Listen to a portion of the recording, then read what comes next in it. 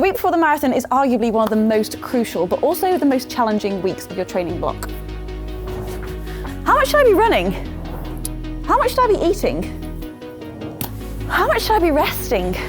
These are some of the many questions I've had in the past, and you might have some of them too. So I'm going to be guiding you through each day of the week before your marathon, and a lot of them are based on mistakes that I've made in the past too.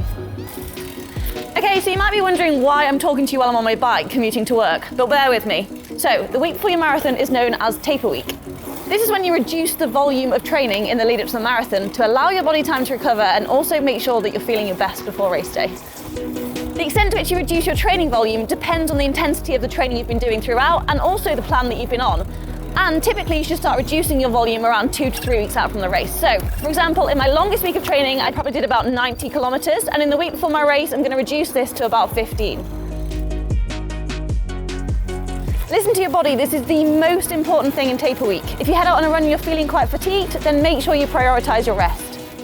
But it's also important to keep your body moving during your taper week through low intensity cross training like cycling, swimming or walking, which helps to keep the legs ticking over and helps fight off that sluggish feeling you might feel during a taper week. Like most people watching this video, I need to balance my work life with my marathon training. So in the week before, on the Monday, I'll opt to cycle into work so that I can prioritize my rest in the evening.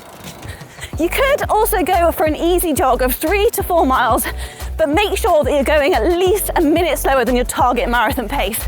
You want to keep those legs warm and moving, but don't tire them out too much. Now this week is likely to look very different to your training week so far, and breaking that routine that you've worked quite hard to build. You might feel pretty restless during this week, which is very common, or otherwise known as the taper week tantrums. I like to use the first day of race week as an opportunity to plan out my week and make a new routine so I can set myself tasks that I can tick off and make sure that I avoid getting overwhelmed and stressed.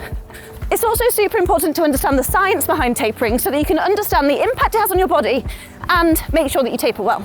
During training, especially in the final intense weeks, your muscles undergo a lot of stress, leading to micro tears and fatigue. Tapering allows your muscles time to repair and recover, and even more importantly, to adapt. This is the bit that makes you fitter and stronger. This process helps reduce muscle soreness and fatigue, ensuring your muscles are fresh and ready for the race. Tapering can lead to an increase in red blood cell count and hemoglobin levels. Now these cells are responsible for transporting that oxygen to your muscles. And with an increase in oxygen, it means that you increase your aerobic capacity, which will allow you to run at those faster paces for longer periods of time. Wow, that is a lot of science. Andy'd be so proud of me. But the main takeaway from this is you just need to make sure you're looking after your body and your mind. Tuesday is a complete rest day. During my marathon training, I'd normally try and get a strength workout in on a Tuesday, but since it should be avoided in the week before the race, I get away with not doing it, which is personally music to my ears. So Tuesday is about prioritising rest, but it's also a great opportunity to start planning my nutrition for the rest of the week ahead.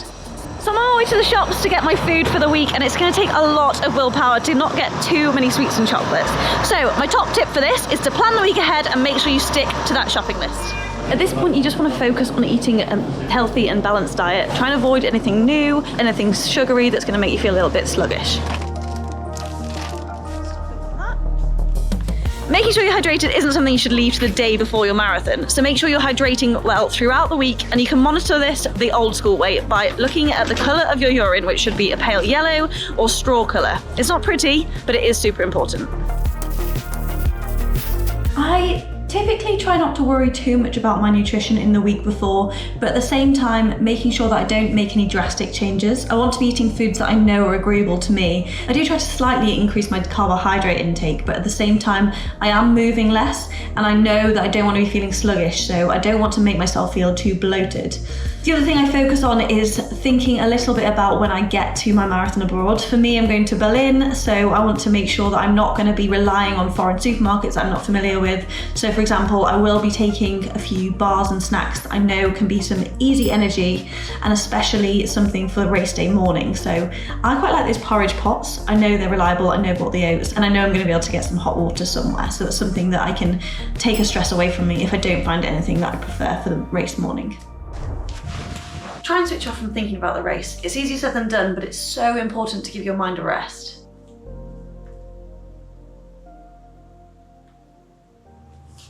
Right, we've reached the middle of the week, and so your legs should feel pretty well rested, and Wednesday is a great day to practice at your marathon pace. And my biggest tip for your midweek session is to be wearing the kit that you'll be wearing on race day. You might have already done this during one of your long runs, but the more you feel comfortable during your marathon, the better. Everyone's paces are going to look different, but for example, my session consists of a 2-kilometre warm-up with 3 lots of 1.5 kilometres at race pace. So for me, that's 4 15-minute kilometres with 500-metre float recovery between each of the reps. If you're not aiming for a particular time in your marathon, it's still a good idea to get some time on your feet and practice running at a pace close to what you expect to be running on race day. Okay, so we're into my float recovery. I actually love these sessions. It kind of gets you really excited for race day, knowing you're going to be sticking to that pace, and make sure that you've got that energy back in your legs. Now, you might be feeling a few aches and pains in your legs at this point, which is what I'm feeling right now. It's very normal. It's called paranoia, and it's also super common, so don't stress. You're fine. You've just got a race ahead of you. Are you training for a marathon at the moment? Let me know in the comments. I want to hear all about it. It might feel tough to even run 1 kilometre at this pace, so the thought of running at 42.2 kilometres might cause you to panic. But don't worry, this is all psychological. On race day, you'll be well rested and you'll have the adrenaline and the crowds to carry you through the race. Okay, so that's the second one done and I'm feeling good, but it's important to remember that this week is not about gaining any strength or any speed. So if you're feeling more tired or stressed from this, just cut your run a bit shorter.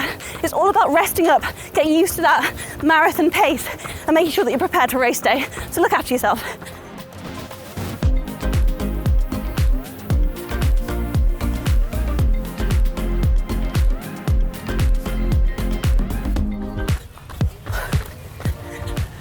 And that's the final session done. At this point, you should be reminding yourself of all the hard work that you put into this point and getting yourself super excited for rest day. Now, from tomorrow, I'm just going to be resting up, fueling up, and on that note, I'm off to go and get some carbs for lunch. So Thursday is another rest day, and this is when you should start thinking about your carb loading phase. Carb loading is typically started around 3 days before your race, and this allows your body to start adjusting and to start storing those additional carbohydrates as glycogen, which your body can then use as energy. Remember that you're going to be running less this week, so using less calories. So rather than drastically changing the amount that you eat, just think about adding in additional carbs. Try to consume low-fat, unprocessed foods such as rice, pasta, potatoes, oats, during your carb loading phase. Don't go crazy, just try and add a little bit extra into your meals. Something that surprised me was the foods to avoid the day and the evening before your race, and it might surprise you too. So high fibre foods such as seeds, nuts, dried fruits, and even some vegetables should be avoided in the lead up to race day. And this is because it can affect your digestive system, which could cause you some discomfort on the day. And I think we all know what I mean by that. My go-to pre-marathon meal would probably be a pizza or a pasta, depending on where I am and what's available. In training, I often have to really focus hard on trying to get more protein into my diet, whereas in carb loading phase, obviously carbohydrates are more important, and I find this one a much simpler thing to try and get into my diet. So in simple terms, I try and think of it as filling at least half of my plate with carbohydrates. It is Friday, so the weekend is nearly here, and this weekend is a very exciting one because it is 2 days until race day, so the nerves and excitement are really starting to creep in now. If you're running a race overseas or away from home today, then it might be your travel day, or if you're staying closer to home, then you're still probably going to be going to the expo to collect your race number. My next marathon is going to be in Berlin, and I'm going to be so tempted to be walking around the city looking at all the sights, but I know that I need to rest today instead. This is a good time to familiarise yourself with the race day logistics, so make sure you know what nutrition is available on course, make sure you know where bag drop location is and what time you're going to get to the start line, and most excitingly, start packing your race day kit bag. Okay, so let's go through what I pack in my bag. So first of all, I like to run in carbon super shoes for marathon PBs, so ones that I've tried and tested lots of times. And to go alongside that, obviously some socks that I've tested that work well with those shoes. Then we've got race day kit, so shorts, vest and sports bra. Again, stuff that I know isn't going to rub in all the wrong places. I've worn them for some of my long runs and I know they work well for me. And then nutrition. I take about 6 gels on a marathon, but I always pack a few extras just in case they leak or I just want a few more on the day. But yeah, something that I practice with so I know it's not going to go wrong. My gut's not going to respond weirdly to them because I know that they've gone well in training. Electrolytes as well to make sure that I am staying well hydrated. And then for post-race, I always bring a jumper because I have a tendency to get cold even when it's warm. your body just does weird things after a marathon, and some alternative shoes, so flip-flops or sliders, because your feet are going to be quite sore. And then my go-to that I wouldn't go without is earphones. I have always done all my practice runs in earphones, and I think during a marathon sometimes it get a bit overwhelming, so you don't have to listen to them, but then they're just there in case. But what is your go-to thing to pack for a marathon? Let me know in the comments below. It's the day before race day and I'm running. Whether it's your first marathon or your 10th, nerves are inevitable. A great way to calm yourself down and ease those nerves a little bit is to go on a shakeout run.